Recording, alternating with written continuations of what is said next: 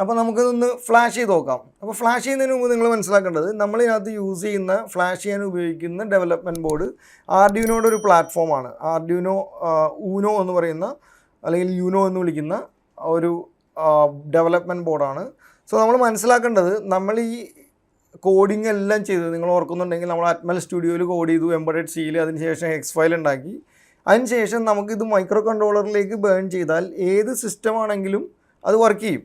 ഇവിടെ നമ്മൾ ആർഡ്യൂനോ യൂനോ ഉപയോഗിക്കുന്നതിൻ്റെ കാരണം ഇത് വളരെ എളുപ്പത്തിൽ നമുക്ക് പ്ലഗ് ആൻഡ് പ്ലേ ഡിവൈസാണ്. ജസ്റ്റ് ഇപ്പോൾ ഇത് USB കുത്തി ഇതിനകത്തേക്ക് നമ്മുടെ ഹെക്സ് ഫയൽ നമുക്ക് വളരെ ഈസി ആയിട്ട് ബേൺ ചെയ്യാൻ സാധിക്കും എന്നുള്ളതാണ് അതിൻ്റെ ഒരു അഡ്വാൻറ്റേജ്.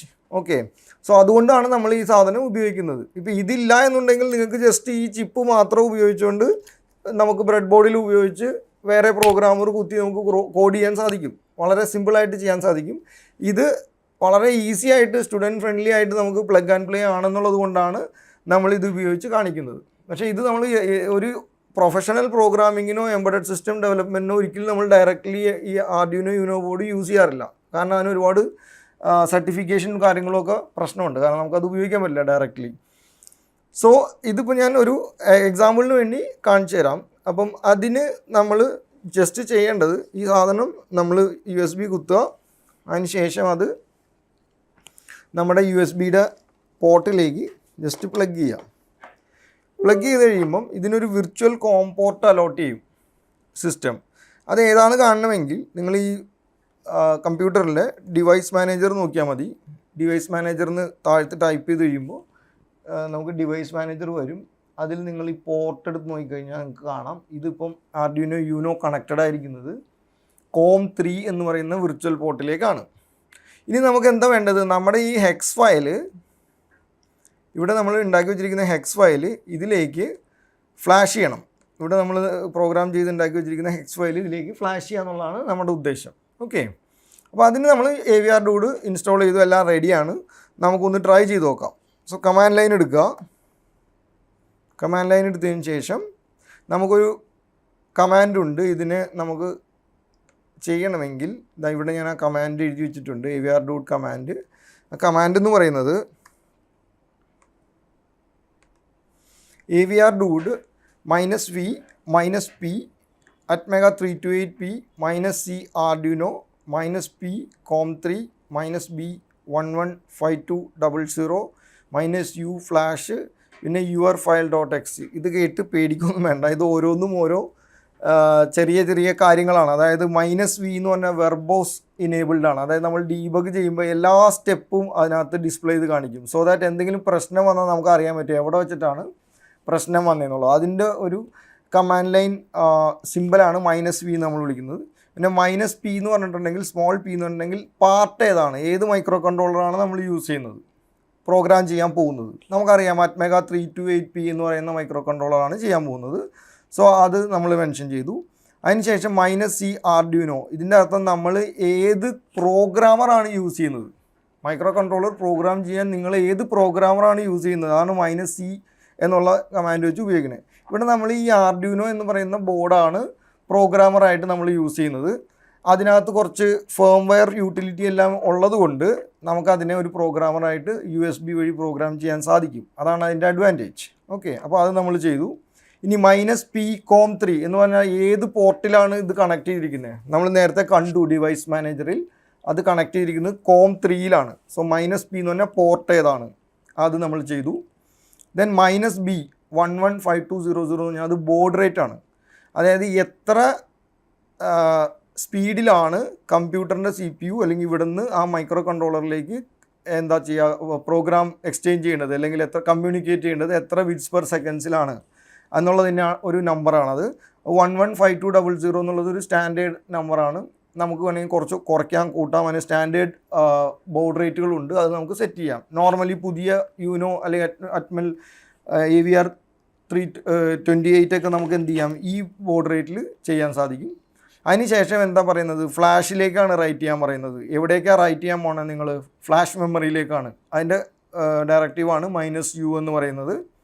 ഇനി അവിടെ എന്താ ചെയ്യേണ്ടത്, നിങ്ങളുടെ ഫയൽ എഴുതാനാണ് പറഞ്ഞത്, your file.hex. അപ്പോൾ നമ്മുടെ ഫയൽ എവിടെയാണ് കിടക്കുന്നത്? നമ്മളിവിടെ ഉണ്ടാക്കി വെച്ചിട്ടുണ്ട് GPU ഔട്ട്പുട്ടിൻ്റെ ഉള്ളിൽ ഡീബഗിൻ്റെ ഉള്ളിൽ ഹെക്സ് എന്ന് പറയുന്ന സാധനമാണ് നമുക്ക് വേണ്ടത്. അപ്പോൾ അത് നമ്മൾ കറക്റ്റായിട്ട് അതിൻ്റെ പാത്ത് എടുക്കണം.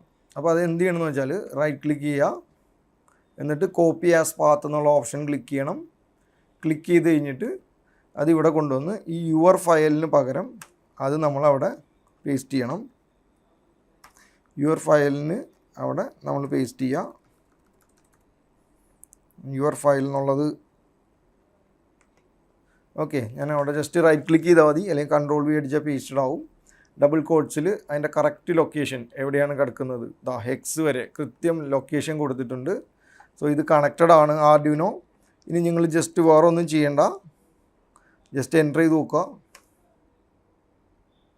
എൻ്റർ ചെയ്ത് കഴിയുമ്പോൾ കൃത്യമായിട്ട് ഫ്ലാഷ് ആയാൽ അത് ഇങ്ങനെ വരും. അതായത് COM3 ഇതാണ്, ഇതൊക്കെ സംഭവിച്ചു. ഇതാ writing 100%, reading 100%, 176 bytes flash verified, AVR dude done, thank you. അതിൻ്റെ അർത്ഥം ആ പ്രോഗ്രാം നമ്മളുടെ ആർഡ്യൂനോയിലേക്ക് കയറിയിട്ടുണ്ട്.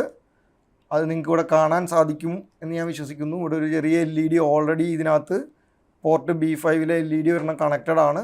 അത് ബ്ലിങ്ക് ചെയ്യുന്നതും കാണാം 1 സെക്കൻഡ് ഡിലേയിൽ. ഓക്കെ, സോ ബേസിക്കലി ഇതാണ് അതിൻ്റെ പ്രോസസ്സ്. നമ്മളിപ്പോൾ ഈ ക്ലാസ്സിൽ ഇത് മൊത്തം ഈ സീരീസിൽ നമ്മൾ ക്ലാസ്സിൽ കണ്ടത് ഒരു 8-bit മൈക്രോ കൺട്രോളറായ അറ്റ്മെഗ 328ൽ GPIO പ്രോഗ്രാമിംഗ്. ഒരു GPIO പിന്നിനെ നമ്മൾ എങ്ങനെ ഔട്ട്പുട്ടായിട്ട് സെറ്റ് ചെയ്തു, എന്നിട്ട് അതിന് വേണ്ട രജിസ്റ്റേഴ്സ് ഏതൊക്കെയാണ്, ദെൻ നമ്മൾ എങ്ങനെയാണ് ആ പോർട്ടിനെ ഹൈയും ലോയും ആക്കിയത്, പിന്നെ ഒരു ചെറിയ ഡിലേ കൊടുത്തു, ദെൻ അതിനകത്തുനിന്നൊരു ഹെക്സ് ഫയൽ ഉണ്ടാക്കി, പിന്നെ ആ ഹെക്സ് ഫയൽ ഉപയോഗിച്ച് നമ്മളൊരു സിമുലേഷൻ നടത്തി, സിമുല IDയിൽ നമ്മളത് കണ്ടു. അതിനുശേഷം AVR ഡൂഡ് എന്ന് പറയുന്ന ഒരു യൂട്ടിലിറ്റി പ്രോഗ്രാം ഉപയോഗിച്ചുകൊണ്ട് നമ്മളത് ഈ ആർഡ്യൂനോ ബോർഡിലിരിക്കുന്ന അറ്റ്മെഗ 328ലേക്ക് ആ കോഡ് നമ്മൾ റിയലിൽ ഫ്ലാഷ് ചെയ്തു. അത്രയും പ്രോസസ്സാണ് നമ്മൾ കണ്ടത്. ഇത് ഏറ്റവും സിംപിളസ്റ്റായ ഒരു സംഭവമാണ്. ഇതിൻ്റെ അഡ്വാൻസ്ഡ് കാര്യങ്ങൾ നമ്മൾ നമ്മുടെ കോഴ്സിൽ വളരെ വിശദമായിട്ട് സ്റ്റാർട്ട് ചെയ്തിട്ടുണ്ട്. അപ്പോൾ കോഴ്സ് എന്ന് പറയുന്നത് ബേസിക്കലി C പ്രോഗ്രാമിംഗ് തുടങ്ങി ക്ലാസ് തുടങ്ങും. C പ്രോഗ്രാമിംഗ് നന്നായിട്ട് പഠിപ്പിക്കും, ബിറ്റ് കാര്യങ്ങളെല്ലാം പഠിപ്പിക്കും. ദെൻ നമ്മൾ 8-bit മൈക്രോ കൺട്രോളറിലേക്ക് പോകും ഡീറ്റെയിൽഡ് ആയിട്ട്.